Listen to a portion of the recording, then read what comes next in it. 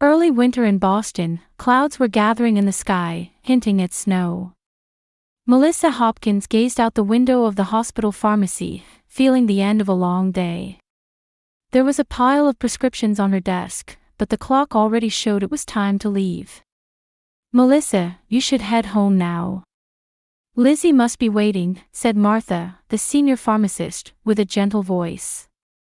Melissa returned a grateful smile and began taking off her white coat. "Thank you. David said he would be home early today, so I want to prepare dinner for the family." Melissa's soft expression and gentle demeanor were why patients trusted her as a pharmacist. In her eyes, one could see both the strength she had gained from overcoming past pain and the anticipation of new happiness. As she left the hospital, a cold wind caressed her cheeks. Melissa tightened the scarf around her neck and hurried toward the parking lot. Once in her car, she immediately checked her cell phone. There was a message from her daughter's babysitter. "Lizzy is doing well today." But she said something unusual.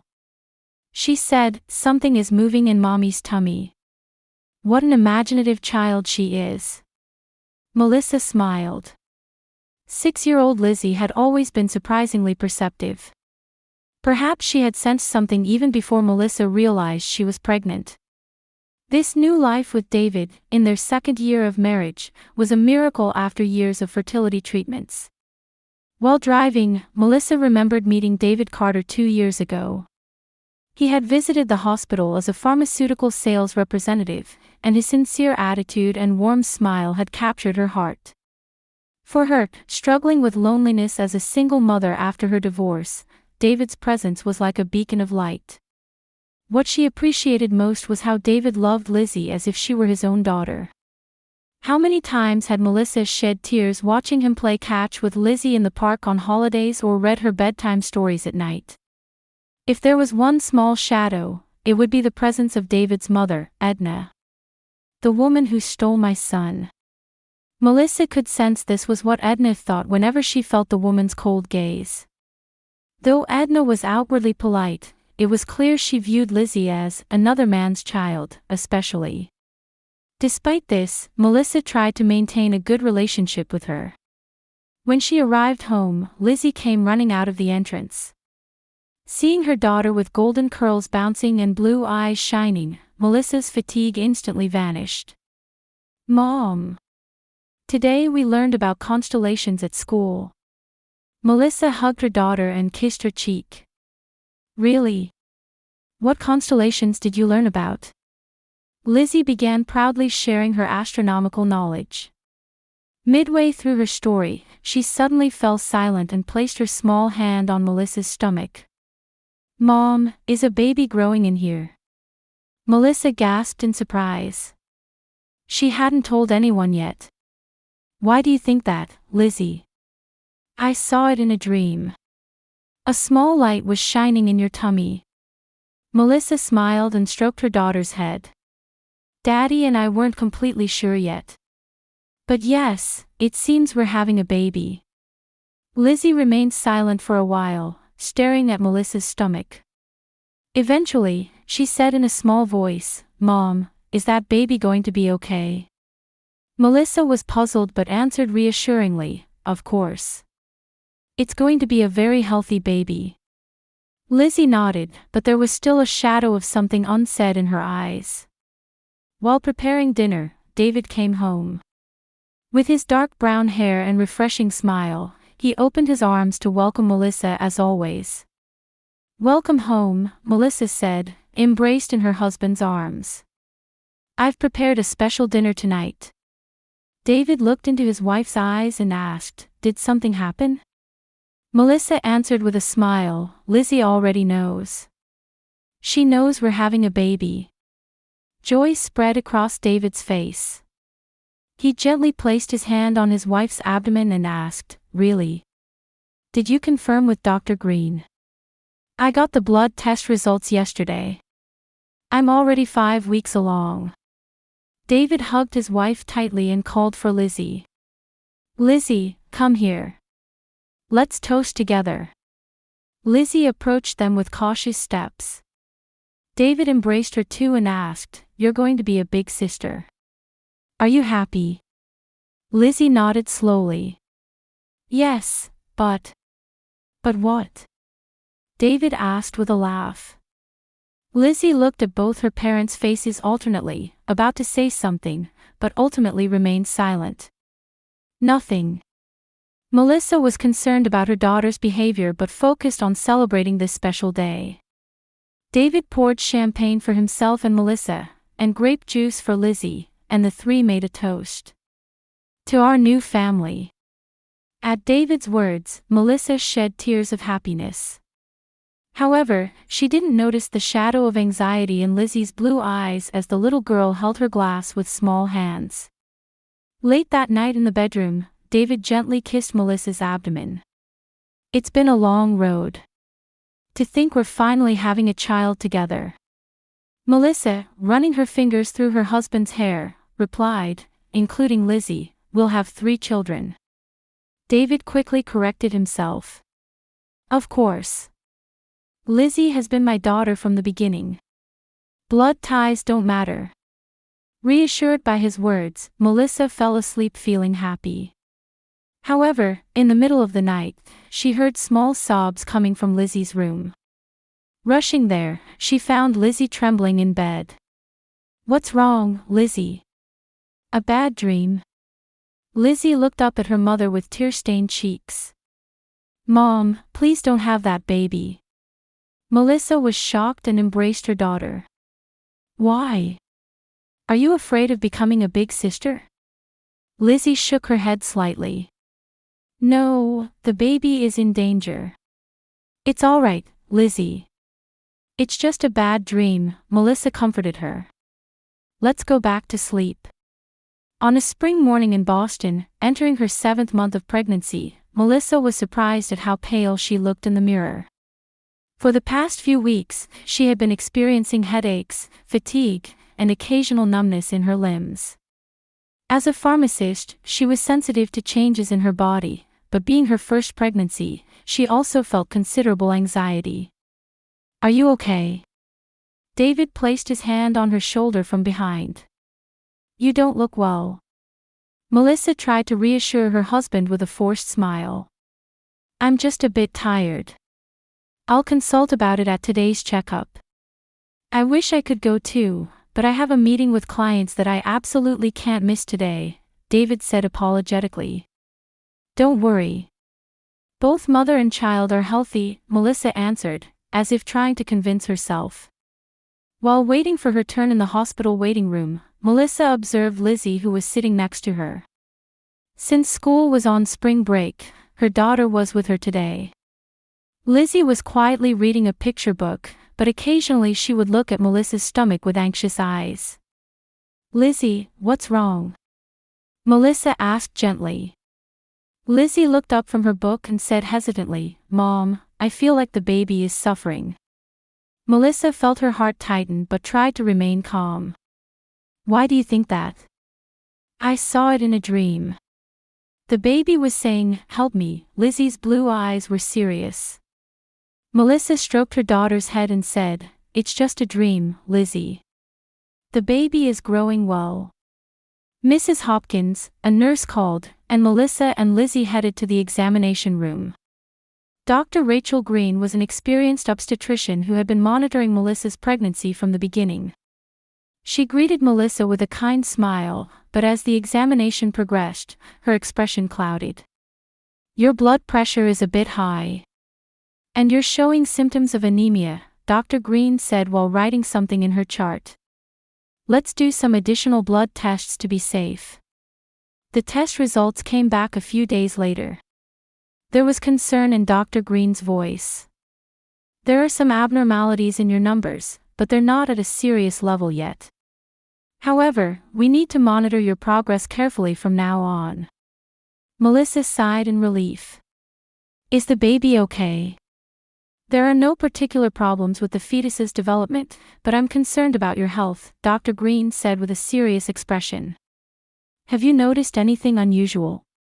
Any changes in food or environment?" Melissa thought for a moment. "Not particularly, except that my mother-in-law sometimes brings homemade herbal teas and health foods. I see. I'll prescribe iron and vitamin supplements just to be safe, the doctor said while writing a prescription. And please contact me immediately if you notice any changes. As they were leaving the examination room, Lizzy stared intently at Dr. Green. When the doctor smiled kindly at her, Lizzy said in a small voice, "Doctor, please save the baby." Dr. Green was a bit surprised but quickly softened her expression. "Of course, Lizzy. That's my job." In the car on the way home, Melissa was bothered by Lizzy's words. "Why did you say that to the doctor?" Lizzy gazed out the window and answered, "Because the baby is in danger." That night, while Melissa was working at the hospital pharmacy, David took Lizzy to the park. Meanwhile, Edna visited their home and left homemade herbal tea and soup in the refrigerator. When Melissa returned home, there was a handwritten note on the table. "Dear Melissa, I've left herbal tea and soup to help regulate your body. Please drink a little each day. It's for the baby too." Melissa felt grateful as she took the herbal tea from the refrigerator. The greenish liquid had a distinctive aroma. The next day, during a break at the hospital, Jennifer, a colleague and close friend, sat next to Melissa. "How are you feeling?" she asked worriedly. Melissa sighed. "To be honest, not great. I have terrible headaches and sometimes get dizzy." Jennifer frowned. "Have you talked to Dr. Green about it?" "Yes, I had a blood test, but she said there's no serious problem." "Still, you mentioned you're concerned about Lizzy's behavior," Jennifer said, carefully choosing her words. "A child's intuition shouldn't be underestimated. Especially a sensitive child like Lizzy." Melissa pondered her friend's words. "It's true, Lizzy has been saying Grandma is giving you bad things. But Edna is looking out for me. She brings me homemade herbal teas and soups." Jennifer's expression changed. "Homemade? Why always homemade? Store-bought isn't good enough." Melissa shrugged. "Edna is knowledgeable about natural remedies. She says store-bought products contain chemicals. Why don't you analyze that herbal tea once?" Jennifer suggested with a serious expression. Melissa laughed and said, "Are you suspecting my mother-in-law?" "Just a suggestion," Jennifer said lightly, but there was deep concern in her eyes. After dinner that day, while David was reading a picture book to Lizzy, Melissa, out of curiosity, separated a small amount of the herbal tea and performed a simple analysis in the hospital laboratory. She found no abnormalities, though there were some components she couldn't identify. "Maybe I'm just being overly concerned," Melissa told herself. A few days later, Lizzy rushed to David as soon as she returned from the park. "Daddy, Grandma is doing something bad," she said with a serious face. David looked at his daughter with a confused expression. "What do you mean?" "Grandma is giving Mom bad things. The baby is in danger." David's expression hardened. "Lizzy, you shouldn't say such things. Grandma is concerned about Mom and the baby, bringing her things to help her stay healthy."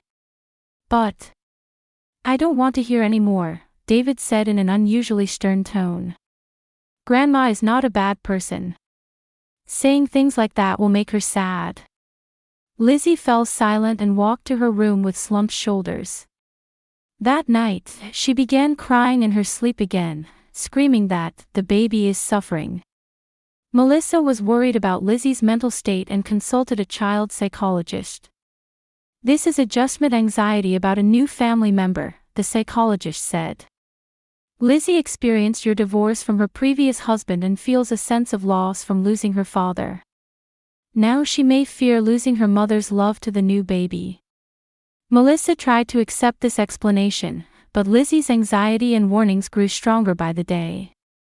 One day, entering her 8th month of pregnancy, Melissa was suddenly hospitalized due to abdominal pain and bleeding. "There's a risk of premature birth," Dr. Green said worriedly.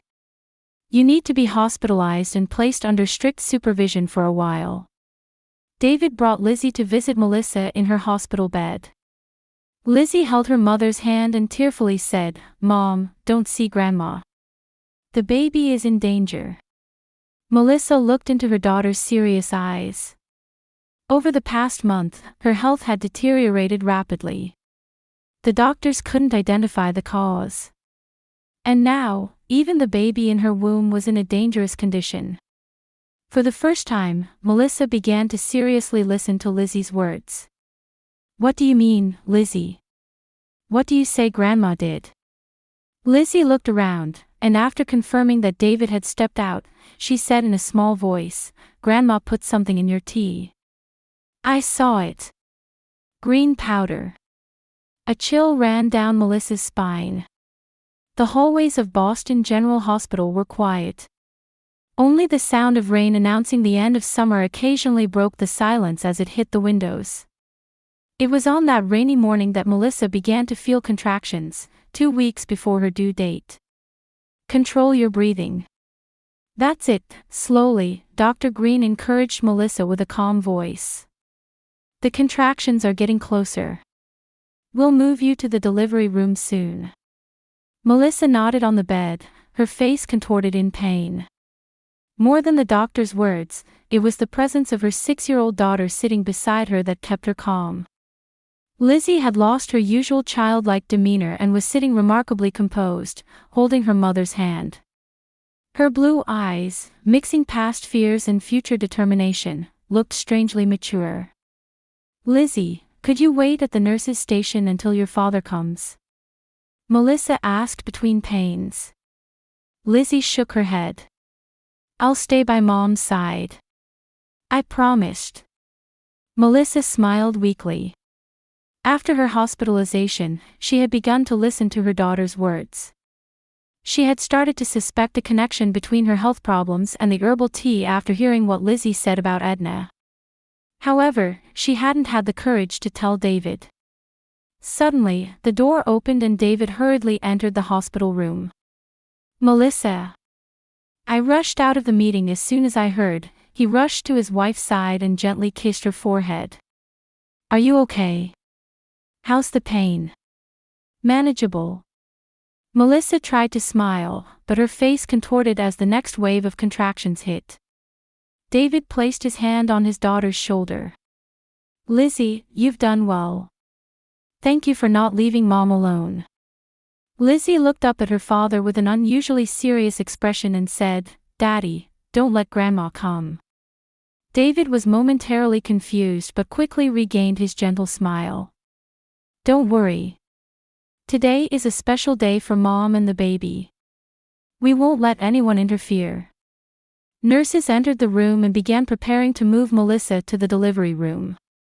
While David was checking his cell phone in the hallway, Lizzy held Melissa's hand and whispered in her ear, "Mom, don't be afraid. I'll protect you." Melissa gazed at her daughter's face. There was a calmness and determination in those eyes that seemed beyond her 6 years. "Thank you, Lizzy. Mom will be fine." On the way to the delivery room, they unexpectedly ran into Edna in the elevator hall. David's mother was wearing a black coat and carrying a small paper bag. "David." Edna's voice was mixed with surprise. "I hadn't heard about the premature birth." "Mom, why are you here?" David was equally surprised. "I brought some herbal tea to cheer Melissa up. It's good for pregnant women," Edna said, holding up the paper bag. Lizzy's face turned pale. She stood close to Melissa's stretcher and glared at Edna. "No!" Lizzy shouted unusually loudly. "Grandma, stay away from Mom." "Lizzy!" David scolded his daughter in a stern voice. Edna's expression didn't change, rather, she looked at Lizzy with what seemed like pity. "Poor thing, it's just jealousy. She's afraid of the new baby being born." Dr. Green intervened. "Ma'am, I'm sorry, but we need to focus on the delivery now. Would you mind waiting in the waiting room?" "Yes, of course," Edna responded obediently, but for a moment, something cold flashed in her eyes. But I want to be there until the end. David placed his hand on his mother's shoulder. Mom, could you wait a bit? I'll be back soon. Before entering the delivery room, Lizzy once again grabbed Melissa's hand and quietly said, "It's okay. I'm watching." "Lizzy, you can't come in here," the nurse said gently. "Please wait in the waiting room with your father." Lizzy reluctantly nodded and sent Melissa a meaningful look before leaving. The delivery room was filled with bright lights and the sounds of medical equipment. Melissa felt the hustle and bustle around her as distant as she surrendered to the waves of contractions. The calm instructions of Dr. Green and the nursing team reached her through the haze of her consciousness. "Just a little more, Melissa. I can see the baby's head." Outside, Lizzy sat still in a corner of the waiting room. David sat beside her, while Edna was sitting a short distance away, holding a magazine but showing no signs of turning the pages. "Daddy, I want some water," Lizzy suddenly said. "There's a vending machine here." David stood up. "I'll be right back." As soon as David left, Lizzy looked at Edna. Edna stared back at her. A heavy silence flowed between them. "I know what Grandma did," Lizzy said in a small but firm voice. Edna's expression froze for a moment. "What are you talking about?" "I saw you putting green powder in Mom's tea." Edna pursed her lips and leaned toward Lizzy. "A child like you can't understand the adult world." The baby was saying it was suffering. Lizzy didn't back down. "I'm going to tell the police." The color drained from Edna's face. At that moment, a sudden noise was heard from the hallway, and the sound of medical staff hurriedly running echoed. Lizzy and Edna stood up simultaneously. When David returned with water, Lizzy was already running. "Lizzy! Where are you going?" In the delivery room, Melissa's pain had reached its peak. "Push. Just a little more." Dr. Green's voice echoed. Melissa gathered all her strength and gave one final push. At that moment, the baby's first cry should have filled the room. Instead, an unexpected silence fell. Dr. Green's expression froze. She took the baby and immediately gave instructions to the nurses. "The baby?" Melissa asked in an exhausted voice. "What's wrong?" Dr. Green maintained her professional mask, but there was obvious distress in her eyes. "There's something with the baby's body." David, who had finally rushed into the delivery room, changed color when he heard those words. "What do you mean?" "The baby is alive. It's just..." Dr. Green struggled to find words. A nurse cleaned the baby, wrapped it lightly, and showed it to Melissa. Melissa gasped. The baby was pale and breathing weakly. And there were strange rashes and discolorations all over its body. What's happening?" Melissa's voice trembled. David almost collapsed. "Our child." At that moment, Lizzy, who had sneaked into the room unnoticed, appeared beside the bed. She stared at the baby and whispered softly, "I knew it." Everyone in the room noticed Lizzy and gasped. "Lizzy, you shouldn't be here," the nurse said. But Lizzy ignored her and said in a clear voice, "Grandma was giving her poison." "I saw it." A deathly silence enveloped the room. David looked at Lizzy, speechless. "What are you saying?" David finally managed to say. "Grandma was putting green powder in Mom's tea. She said she hated the baby." Lizzy's voice was small but resonated throughout the room. Dr. Green quickly gave instructions to the nurses. "Take the baby to the NICU immediately. And take a blood sample from the mother for emergency testing." The nurses acted quickly, and the baby was taken to the neonatal intensive care unit. "It's a boy," one of the nurses told Melissa before leaving. "He's fighting." Melissa nodded while crying. David held his wife's hand and said in a trembling voice, "It's going to be okay, he'll get better." But there was doubt and fear in his eyes. He couldn't judge whether Lizzy's words were true or just a child's imagination. The test results were shocking. Traces of heavy metals and herbal medicine components were detected in the baby's body. Similar substances were found in Melissa's blood, and the doctors pointed to the possibility of long-term ingestion of small amounts. "We need to report this to the police," Dr. Green said with a stern expression. Melissa was still unable to accept the reality and just cried. David, though dazed, finally placed his hand on Lizzy's shoulder. "Lizzy, tell me the truth. Tell me exactly what Grandma did."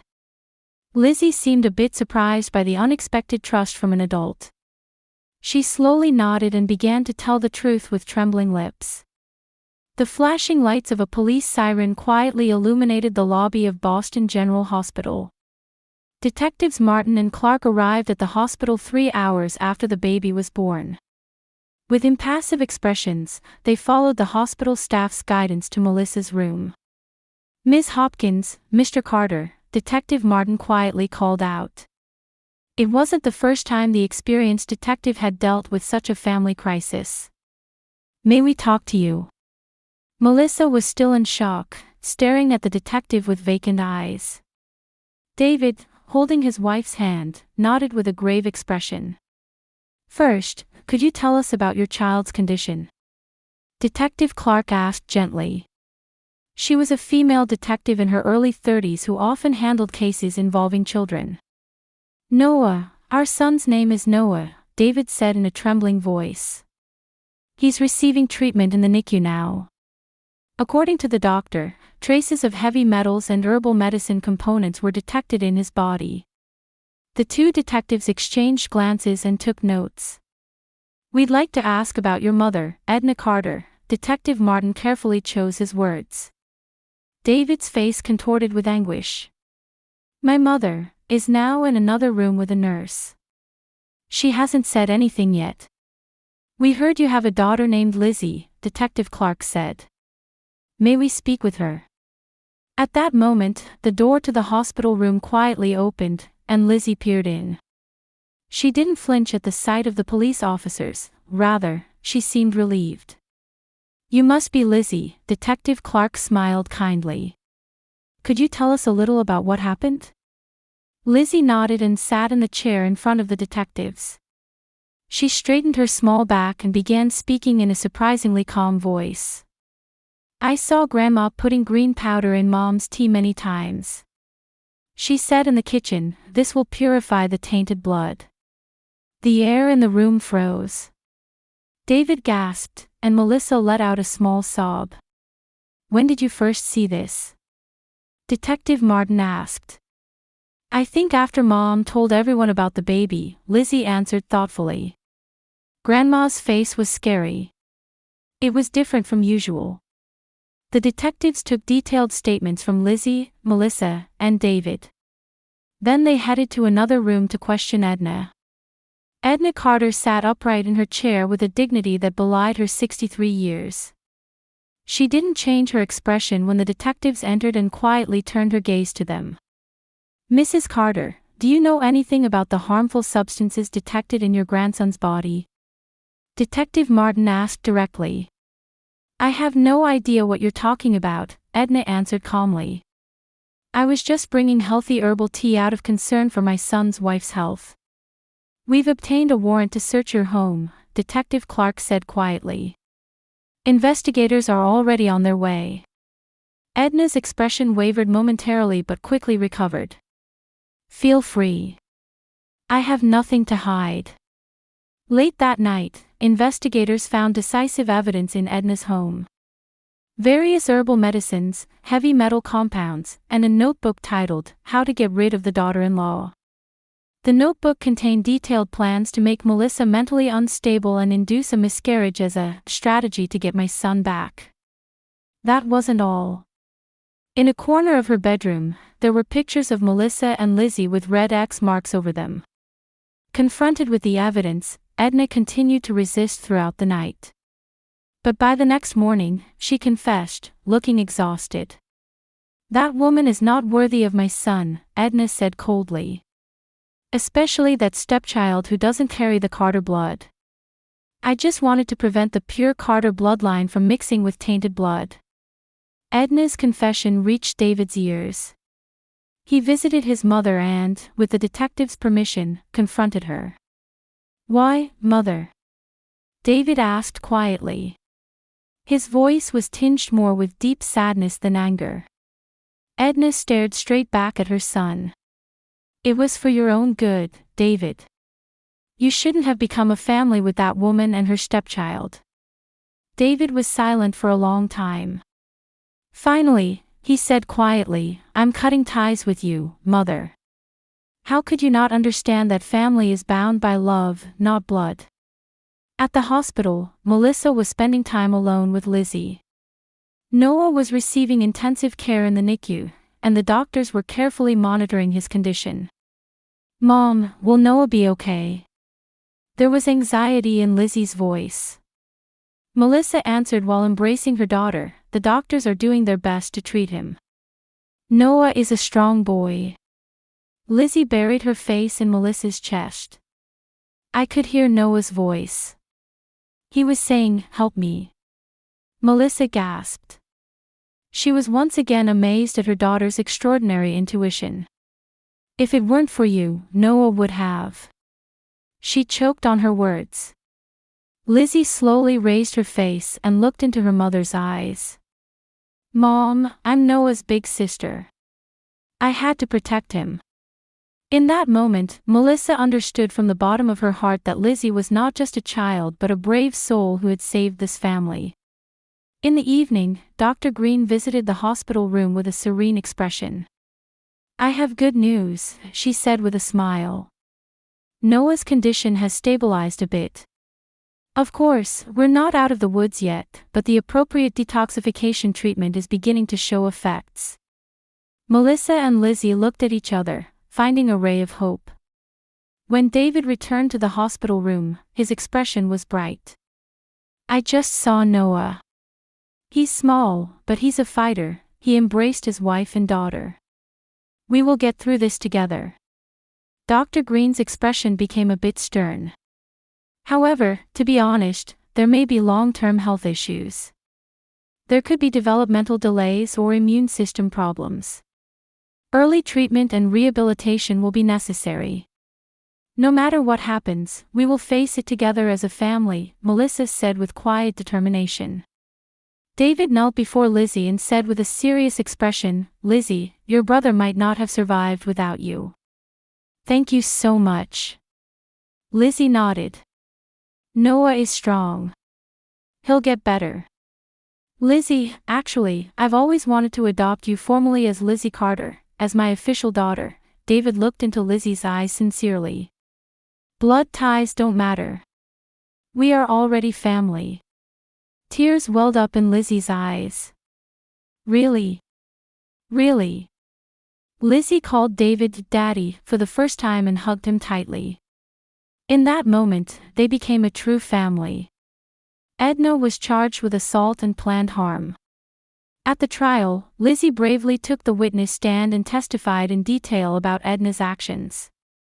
Edna was diagnosed with pathological attachment disorder in her psychiatric evaluation but showed no remorse until the end. I was only trying to protect my son.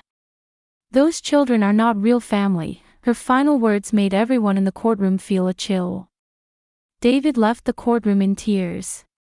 His heart was filled with anger and sadness toward his mother, but even more so, he felt love and responsibility toward his new family.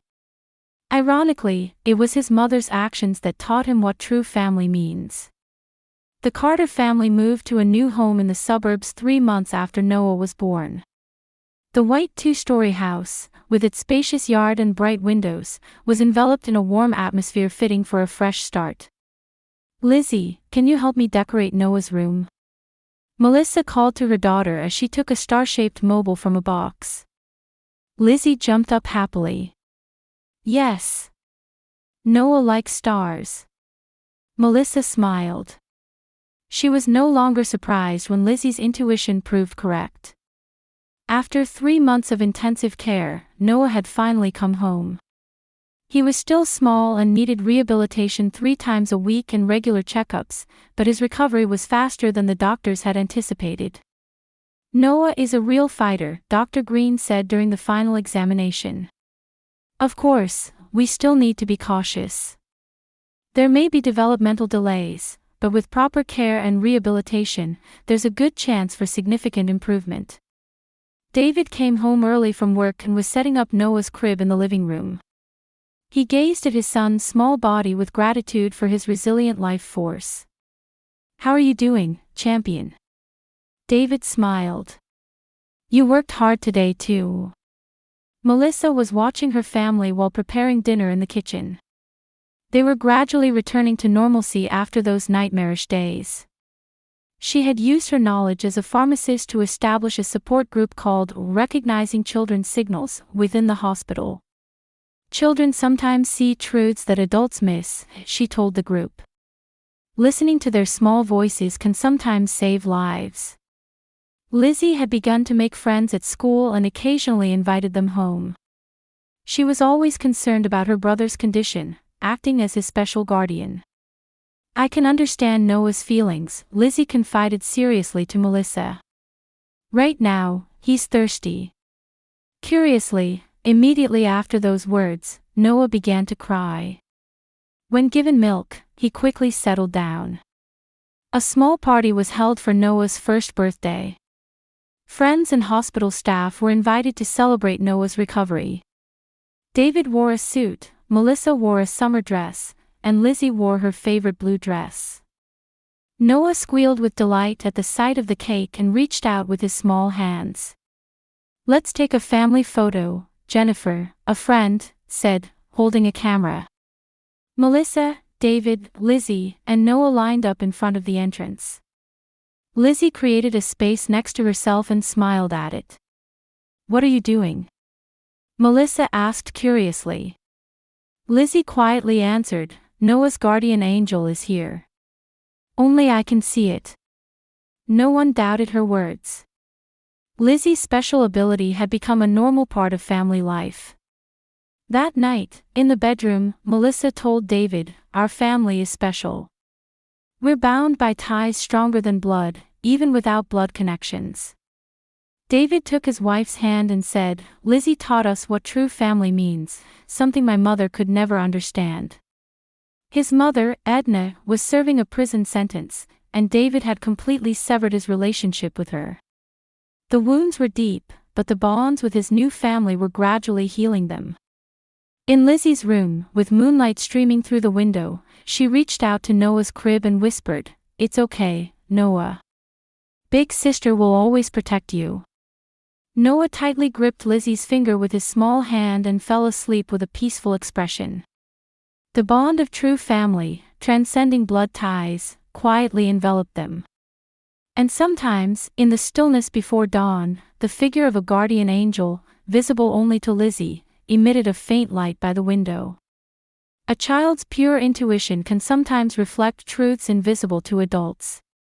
To protect the family.